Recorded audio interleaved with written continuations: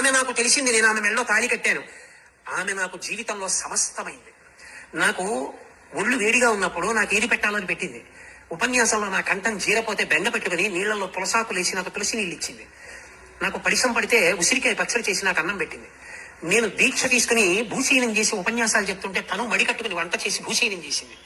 హరిశ్చంద్రుడు ఏడుస్తాడు ఆ భార్య చంద్రమతీదేవి గురించి. అలా ఆమె నీకు ఏది కాదు అంటే చెప్పడం కష్టం.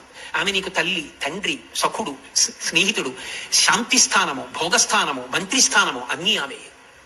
అతి లోకంలో ఆడదాని గొప్పతనం అక్కడుంది. ఒక పురుషుడికి శాంతి స్థానమై, ప్రహృష్ట కారణమై, ఒక కొడుక్కి తండ్రి, ఆ అంత గొప్ప అనుబంధం భార్యాభర్తలది, వైదిక సంబంధం. ఆమెతో తాను కూడిన కారణం చేసి ఇప్పుడు కొత్త సంబంధాలు వచ్చాయి. ఇవి దేహంతో రాలా, వైదికమైన ముడి వల్ల వచ్చాయి. మామగారు, అత్తగారు పితృపంచకంలోకి మాతృపంచకంలోకి వచ్చారు. బావమరిది, బావగారు, మరదలు, ఇవన్నీ ఎక్కడి నుంచి వచ్చాయి? వేదము యొక్క సాక్షిగా వేదమంత్రములను ప్రమాణముగా వేసిన ముడి వలన వచ్చిన కొత్త ముడులు. అలాగే మళ్లీ ముడులు వచ్చేది కూడా మళ్లీ వేదాన్ని ప్రమాణంగా తీసుకుని నువ్వు కన్యాదానం చేస్తే బియ్యపుడు వస్తాడు, బియ్యపుడాలు వస్తుంది, వీళ్ళందరూ వస్తారు. మళ్ళీ నాకు 26 ఏళ్ళు వచ్చేంత వరకు ఆమె ఎవరో నాకు తెలియదు. ఆమె నాకు తెలిసింది, నేను ఆమె మెళ్ళలో తాళి కట్టాను. ఆమె నాకు జీవితంలో సమస్తమైంది. నాకు ఒళ్ళు వేడిగా ఉన్నప్పుడు నాకు ఏది పెట్టాలని పెట్టింది. ఉపన్యాసంలో నా కంఠం జీరపోతే బెంగ పెట్టుకుని నీళ్లలో తులసాకులేసి నాకు